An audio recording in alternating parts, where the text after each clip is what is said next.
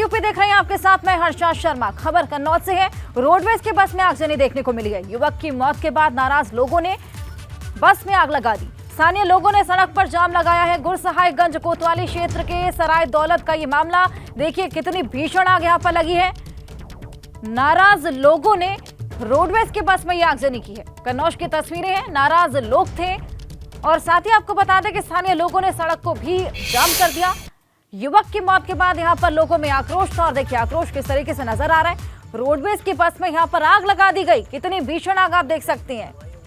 आग की लपटें इस पूरे बस में उठती हुई नजर आ रही हैं। आप देख सकते हैं किस तरीके से अफरा तफरी का माहौल भी वहां पर मच गया। स्थानीय लोगों ने सड़क पर जाम भी लगा दिया। गुरसहायगंज कोतवाली क्षेत्र के सराय दौलत का यह पूरा मामला।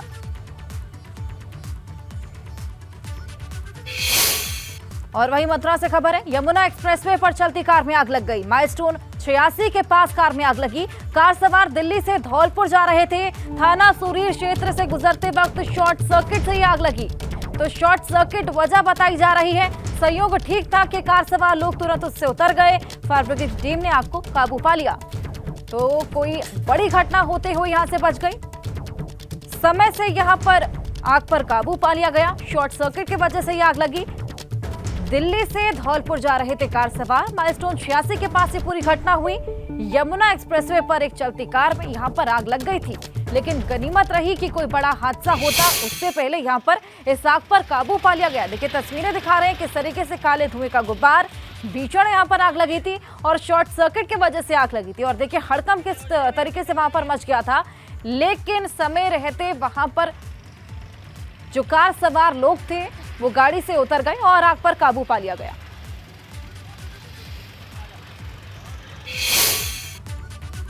खबर कुशीनगर से, जहां पर ढाबे के बाहर खड़े लोगों को कंटेनर ने कुचल दिया।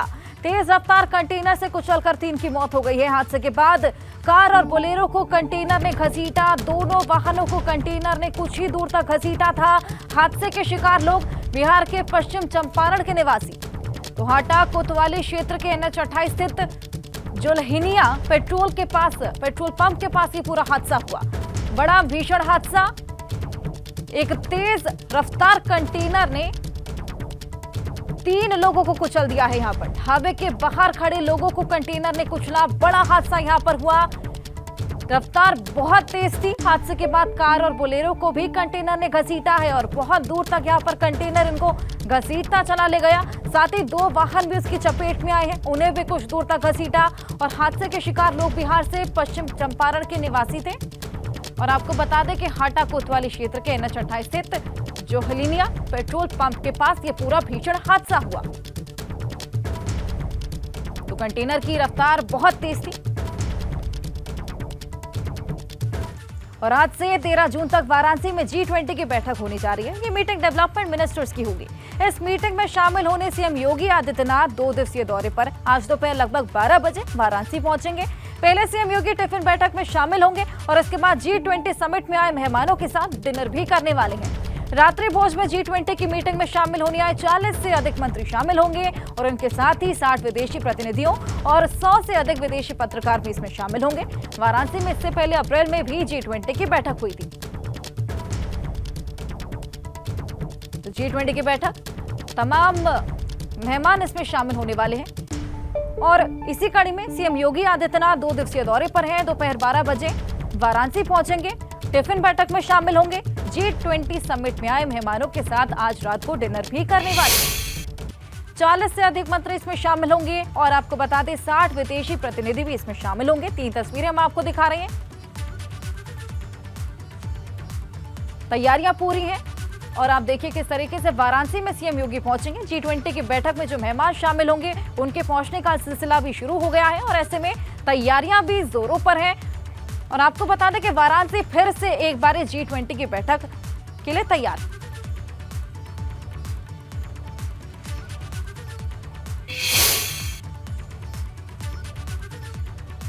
और काशी में न्यू इंडिया की झांकी देखने को मिलेगी। G20 पर विकास मंत्रियों की आज बैठक होने वाली है।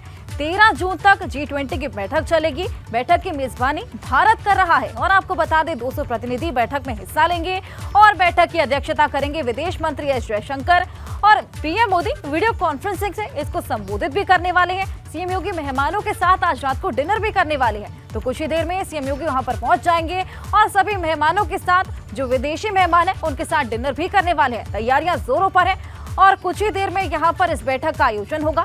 G20 में इन मुद्दों पर चर्चा होगी। किन मुद्दों पर चर्चा होगी उसके बारे में भी जानकारी आपको दे दें।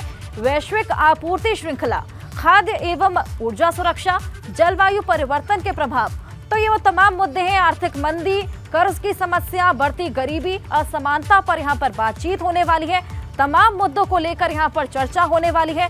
तमाम मेहमान इस आयोजन में शामिल होने वाले। नवीन पांडे सहयोगी हमारे उनसे और जानकारी लेंगे। नवीन, वाराणसी एक बार फिर से तैयार है G20 के मेजबानी करने के लिए। ऐसे में कार्यक्रम में क्या कुछ होने वाला है और कब ये कार्यक्रम शुरू होने वाला है और कितने लोगों ने भी एकजुट होना शुरू कर दिया है? जी, अगर कार्यक्रम की बात करें तो आज से जो मेहमान है जो G20 समिट में हिस्सा लेंगे वो मेहमान आज से वाराणसी पहुंचने लगेंगे, जिसका स्वागत की तैयारी भी जोरों पर कर ली गई है। इसके साथ साथ शहर को पूरी तरह से दुल्हन की तरह सजाया गया है। आपको तस्वीरें हम दिखाना चाहेंगे किस तरह से शहर को दुल्हन की तरह सजाने का काम किया गया है। साफ सफाई के साथ ही पूरे शहर को झालरों की लाइटों से जगमग करने का प्रयास प्रशासन के द्वारा किया गया है। इसके साथ साथ जो बैठक होने वाली है, जो मेहमान आने वाले हैं, वो लगभग मेहमान 2 बजे आएंगे, जिनका स्वागत एयरपोर्ट से पूरे शहर में किया जाएगा। संस्कृति जो काशी की संस्कृति है, सभ्यता है, उस हिसाब से उन मेहमानों का स्वागत करने की तैयारी की गई है। इसके साथ साथ जब मेहमान वाराणसी पहुंचेंगे तो सीधे होटल पहुंचेंगे और होटल के बाद शाम में विश्व प्रसिद्ध गंगा आरती भी मेहमान देखने जाएंगे। विश्व प्रसिद्ध गंगा आरती देख के जब मेहमान नौका विहार करते हुए जब लौटेंगे तो उनको आतिशबाजी दिखाई जाएगी। जो देव दीपावली के समय जिस तरह की आतिशबाजी वाराणसी के गंगा घाट पर आसमानों में देखने को मिलती है, उस तरह का नज़ारा आज देखने को मिलेगा। इसके साथ साथ जो मेहमान विदेशी मेहमान आ रहे हैं उनको वो सारनाथ जाएंगे और सारनाथ की संस्कृति और सभ्यता को देखेंगे, समझेंगे। इसके साथ ही आज खुद सीएम योगी आज वाराणसी पहुंच रहे हैं 2 दिवसीय दौरे पर। सीएम का अगर कार्यक्रम की बात की जाए तो मुख्यमंत्री योगी आदित्यनाथ दोपहर 12 बजे वाराणसी पहुंचेंगे और 12 बजे पहुंचने के बाद मुख्यमंत्री सीधे टिफिन की चर्चा बैठक, बीजेपी का जो कार्यक्रम जनसंपर्क महाअभियान के तहत चलाया जा रहा है, टिफिन पर चर्चा कार्यक्रम में शामिल होंगे सीएम योगी। उसके बाद सीएम योगी सर्किट हाउस में अधिकारियों के साथ विकास कार्य पर समीक्षा बैठक करेंगे, कानून व्यवस्था पर समीक्षा बैठक करेंगे। इसके साथ ही रात 8 बजे सीएम का काफिला सर्किट हाउस से होटल ताज की तरफ रवाना होगा और जहां पर विदेशी मेहमान जो G20 में शामिल होने के लिए 200 से अधिक मेहमान जो शामिल होने के लिए वाराणसी पहुंचे हुए हैं, उन मेहमानों के साथ सीएम योगी डिनर करेंगे और सुबह दूसरे दिन सीएम योगी बाबा विश्वनाथ और कार भैरव बाबा का दर्शन करने के बाद वाराणसी से रवाना होंगे। तो फिलहाल तैयारियां वाराणसी में पूरी कर ली गई है G20 समिट को लेकर। जो मेहमान वाराणसी पहुंचेंगे 2 बजे के बाद मेहमानों का पहुंचने का सिलसिला शुरू हो जाएगा। उसके बाद काशी की संस्कृति और सभ्यता और शहनाई की धुन पर उन मेहमानों का स्वागत किया जाएगा। एयरपोर्ट से लगाए पूरे शहर को में स्वागत की तैयारी रखी गई है। फूल मालाओं से स्वागत उनका किया जाएगा। तो फिलहाल काशी तैयार है विदेशी मेहमानों के स्वागत के लिए। इसके साथ साथ खुद विदेश मंत्री एस जयशंकर वाराणसी पहुंचे हुए हैं। उन मेहमानों की अगुवाई करेंगे खुद विदेश मंत्री एस जयशंकर। तो फिलहाल तैयारियां वाराणसी में पूरी हो चुकी है। अब आज 2 बजे का इंतजार है और 2 बजे जब मेहमान आना शुरू होंगे तो पूरी तरह से काशी उन मेहमानों के स्वागत के लिए सड़क पर देखने को मिलेगी। तैयारियां पूरी है, यहाँ पर सज धज के पूरी वाराणसी तैयार है और ऐसे में आज पीएम मोदी भी संबोधन करने वाले हैं। जी बिल्कुल, चूँकि आज जो मेहमानों का कार्यक्रम है 11, 12, 13 का कार्यक्रम रखा गया है। आज जो कार्यक्रम है, आज मेहमान 2 बजे के बाद वाराणसी पहुंचेंगे और उनका स्वागत किया जाएगा। काशी की खूबसूरती निहारेंगे आज मेहमान, क्योंकि जिस तरह से कार्यक्रम, क्योंकि आज वो पहुंच रहे हैं, लिहाजा वो काशी के संस्कृति और सभ्यता को भी समझने का काम करेंगे। गंगा आरती देखने जाएंगे, इसके साथ साथ सारनाथ का भ्रमण करेंगे, नौका विहार करेंगे। इसके साथ जो कल बैठक जो बताई जा रही है, जो काफ़ी अहम होने वाली है बैठक, वैश्विक मंदी पर चर्चा होगी, आर्थिक विचार पर चर्चा होगी, डेवलपमेंट पर चर्चा होगी, उसका संबोधन खुद पीएम मोदी करेंगे। तैयार है और बहुत शुक्रिया आपका तमाम जानकारी के। पहलवानों के आरोपों में घिरे भाजपा सांसद बृजभूषण सिंह आज रैली के जरिए शक्ति प्रदर्शन करेंगे। मोदी सरकार के 9 साल पूरे होने पर गोंडा के बालपुर में रैली करेंगे। सांसद बृजभूषण सिंह ने ट्वीट के जरिए बैनर पोस्ट किया है और लिखा कि मोदी सरकार के 9 साल पूरे होने पर विशाल रैली का आयोजन किया जा रहा है। लेकिन चर्चा है कि अयोध्या में जनचेतना रैली की अनुमति नहीं मिलने के बाद आज बृजभूषण सिंह इस रैली के माध्यम से शक्ति प्रदर्शन भी कर रहे हैं।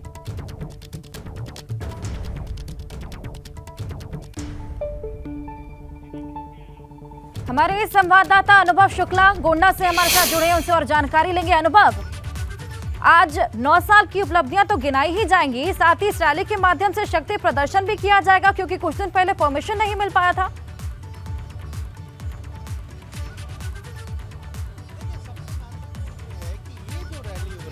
बीजेपी ने जो अपने महासंपर्क अभियान के तहत कार्यक्रम तय किए हैं उसी का हिस्सा है। ऐसा नहीं कि बृजभूषण शरण सिंह अकेले ये कोई रैली कर रहे हैं। उत्तर प्रदेश में 80 लोकसभा सीटें हैं, सभी लोकसभा सीटों पर इस तरह की जनसभाएं हो रही हैं। 10,000 लोगों को बुलाना है इस जनसभाओं में। इसकी शुरुआत गोंडा से हुई है और लखनऊ में भी आज इसी तरह की महारैली हो रही है। और यहाँ बृजभूषण शरण सिंह चूंकि सांसद है इसलिए कैसरगंज में हम मौजूद हैं। ये कैसरगंज लोकसभा है और वहीं पे ये मौजूद है, वहीं पर ये रैली रखी गई है। ये बीजेपी के ही कार्यक्रमों का एक हिस्सा है। जो बृजभूषण शरण सिंह के समर्थन में महाचेतना रैली होनी थी 5 जून को अयोध्या में, वो रैली नहीं हुई थी। पर इसको जिस तरीके से आप देखिए यहाँ पर ये मंच बनाया गया है, बिल्कुल साफ तौर पर लिखा है 9 साल सेवा सुशासन गरीब कल्याण के जनसभा। और यहाँ पर मुख्य अतिथि हैं मोहन यादव, जो कि मध्य प्रदेश में उच्च शिक्षा मंत्री हैं। जो बीजेपी ने इस बार क्लस्टर का कॉन्सेप्ट दिया है कि 4 लोकसभाओं में एक क्लस्टर बना दिया है, वहाँ पर कोई क्लस्टर का हेड है, तो यहाँ पर मोहन यादव हैं और उनके साथ बृजभूषण शरण सिंह, चूँकि उन्हीं की लोकसभा है, वो मौजूद रहेंगे। अब हाँ, ज़रूर जब मंच पर वो जाएंगे, मंच से क्या कुछ कहेंगे, क्या कहते हैं, क्योंकि लगातार जिस तरीके से पहलवानों के जो आरोप रहे उसमें घिरे रहे। हालांकि इधर 4-5 दिनों से अगर हम देखें, 7-8 दिनों से, तो जिस तरह से मामला कहीं ना कहीं थोड़ा अब ठंडा पड़ता दिख रहा है। उसके बाद आज ये जो रैली हो रही है इसलिए भी महत्वपूर्ण हो गई कि यहाँ मंच से सांसद बृजभूषण शरण सिंह क्या कहते हैं, अपना क्या पक्ष रखते हैं, क्या कुछ कहते हैं। कैसे अभी दिल्ली पुलिस पहुँच गई थी उनके दिल्ली के आवास पर, वहाँ उनसे पूछताछ की है, फिर पहलवानों के भी जाने की बात सामने आ रही, तो उस पर क्या कुछ कहते हैं। लेकिन ये ज़रूर है, ये पूरा कार्यक्रम बीजेपी संगठन की ओर से रखा गया है। हाँ, कार्यक्रम जहाँ पर हो रहा है, जो विद्यालय है वो बृजभूषण शरण सिंह का है, पर मंच से आज क्या कहेंगे ये काफ़ी महत्वपूर्ण है। बिल्कुल बिल्कुल, मंच से क्या कुछ कहेंगे बेहद महत्वपूर्ण। बहुत शुक्रिया आपका तमाम जानकारी के। और अमित शाह और जेपी नड्डा यूपी में आज रैली करने वाले हैं। महासंपर्क अभियान के दौरान बड़ी रैलियों का आयोजन होगा। 14 लोकसभा सीटों पर अमित शाह और जेपी नड्डा की रैलियां होंगी। जेपी नड्डा श्रावस्ती या फिर अंबेडकर नगर में रैली कर सकते हैं। वहीं केंद्रीय गृह मंत्री अमित शाह सहारनपुर और बिजनौर में रैली कर सकते हैं। जून के आखिरी हफ्ते में अमित शाह और जेपी नड्डा की रैलियां होने वाली हैं। हालांकि अभी तक तय नहीं है, लेकिन गृह मंत्री अमित शाह सहारनपुर और बिजनौर में रैली करेंगे और साथ ही जेपी नड्डा श्रावस्ती या फिर अंबेडकर नगर में रैली कर सकते हैं। तो बड़ी रैलियां 14 लोकसभा सीटों पर अमित शाह और जेपी नड्डा की रैलियां होने वाली है। बड़ी रैलियों का यहां पर आयोजन होगा महासंपर्क अभियान के तहत।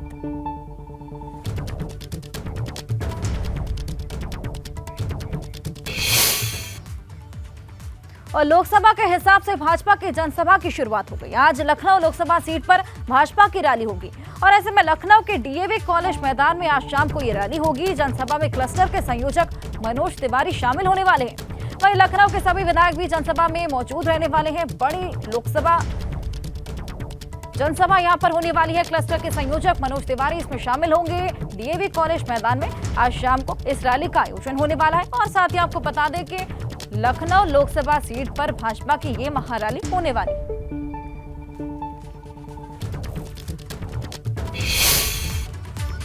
आज रामलीला मैदान में केजरीवाल की महारैली होने जा रही है और ये रैली केंद्र सरकार की ओर से लाए गए अध्यादेश के खिलाफ हो रही है। आम आदमी पार्टी के इस रैली के जरिए जन समर्थन जुटाने के साथ साथ शक्ति प्रदर्शन भी होगा। इसमें पूरी दिल्ली से करीब 1 लाख लोगों को पार्टी जुटाने की कोशिश में जुटी है और ऐसे में महारैली को आप के राष्ट्रीय संयोजक और दिल्ली के सीएम अरविंद केजरीवाल, साथ ही पंजाब के सीएम भगवंत मान के अलावा दिल्ली सरकार के कैबिनेट मंत्री और आपके अन्य वरिष्ठ नेता संबोधित करने वाले हैं। तो दिल्ली से करीब 1 लाख लोगों को पार्टी जुटाने की यहां पर कोशिश करेगी। और आपको बता दें कि आम आदमी पार्टी इस रैली के जरिए जन समर्थन जुटाने के साथ ही शक्ति प्रदर्शन भी करने वाली है।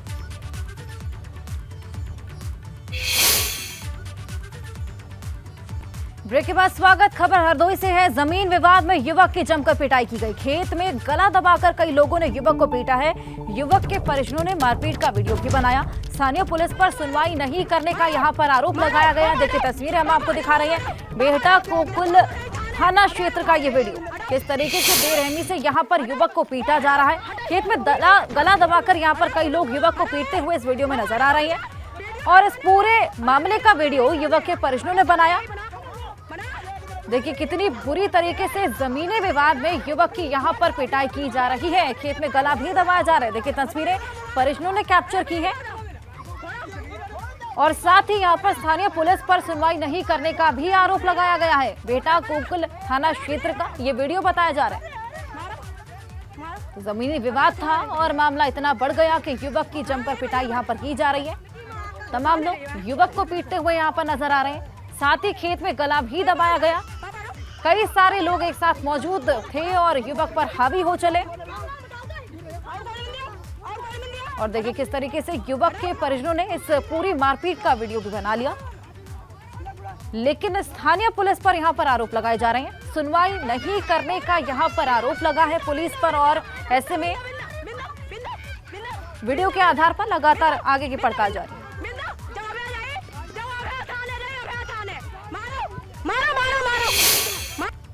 मुख्तार को उम्र कैद के बाद पहवारी बाबा मठ पहुंचे अजय राय। गाजीपुर के पवहारी बाबा मठ में अजय राय ने पूजा अर्चना की। अवधेश राय हत्याकांड में 32 साल बाद फैसला आने के बाद गाजीपुर जाके पूजा अर्चना की। और ऐसे में अजय राय ने कहा कि पवहारी बाबा हम लोगों के कुल देवता हैं। जब भी कोई शुभ कार्य हमारे घर में होता है तो पहली पूजा पवहारी बाबा मठ में की जाती है। और उसी कड़ी में यहाँ पर पवहारी बाबा मठ में पूजा अर्चना करते हुए नजर आए। तो निश्चित तौर से चाहे मुख्तार अंसारी होंगे, चाहे वो हिंदुस्तान का कोई हो, चाहे वो देश के प्रधानमंत्री होंगे, हम लोग लड़ने से पीछे नहीं हटेंगे। चाहे वो मोदी हो, चाहे योगी हो, पीछे नहीं हटेंगे। इसलिए कि हम गाजीपुर की मिट्टी के हैं, इस मातृभूमि से हैं जहाँ से वीर अब्दुल हमीद हुए, श्री पूजन राय जी हुए, जहाँ इन्होंने छाती पर गोली खाई। तो निश्चित तौर से हम लोग लड़कर 32 साल में उस जगह सफलता मिली है। उसमें सबसे बड़ा आशीर्वाद पवारी बाबा का हम सब लोगों के ऊपर, हमारे खानदान, हमारे पूरे परिवार। माननीय न्यायालय लगातार ऐसे अपराधियों को के ऊपर कार्रवाई कर रही है और उनको ज़्यादा से ज़्यादा सजा दी है। और नोएडा से खबर। बिजली विभाग के अफसरों के खिलाफ जूनियर कर्मचारियों ने मोर्चा खोल दिया। मुख्य अभियंता राजीव मोहन पर जाति सूचक गाली देने का आरोप। ऐसे में कर्मचारी के मुंह पर कालिख पोतकर जाति सूचक गाली देने का आरोप लगाया गया। सेक्टर 31 बिजली घर में TG2 पद पर तैनात प्रवीण कुमार ने बताया कि झूठे आरोपों के चलते चीफ इंजीनियर और अन्य विभागीय अधिकारियों ने प्रताड़ित किया। विभाग और पुलिस में शिकायत देने के बाद भी कोई कार्रवाई न होने से कर्मचारी परेशान है। मामले की सुनवाई नहीं होने पर आत्मदाह की चेतावनी और धमकी भी दी। हम तीनों लोग उनके करीब 11:15 के करीब उनके दफ्तर पहुंच जाते हैं। जैसे ही कमरे में एंट्री करी, उन्होंने पूछा पैसे मांगे थे वहाँ पे। मैंने कहा सर नहीं मांगे। साले गाली तक देने के बाद उन्होंने कहा कि तुम भिखारी हो, भंगी हो, पैसे मांगते हो। मैंने कहा सर कोई पैसे नहीं मांगे। एविएटर से भी कहा तुम इनसे पैसे मंगवाते हो। उन्होंने भी बोला कोई पैसे नहीं मांगता सर यहाँ पे। FIR देने जाते हैं तो पुलिस FIR नहीं लेती है। और बस हमारी ये डिमांड है कि FIR पहले तो FIR हो, उसके बाद में जो तीनों लोग हैं जिन्होंने इनके साथ ये गलत काम किया है वो तीनों वहाँ अपने पद से हटाए जाएं ताकि निष्पक्ष रूप से जांच हो सके। गवाह ये कह रहे हैं कि हम आगे आएंगे लेकिन ये हटने चाहिए सीट से। तो पहले उनको सीट से हटाया जाए, उसके बाद में जांच की जाए। जो जांच हो उसके बाद में जो भी कार्रवाई हो वो की जाए जो इनके साथ हो। अगर इन्होंने गलत किया है तो ये इनके साथ हो, अगर उन्होंने गलत किया है तो उनके साथ हो।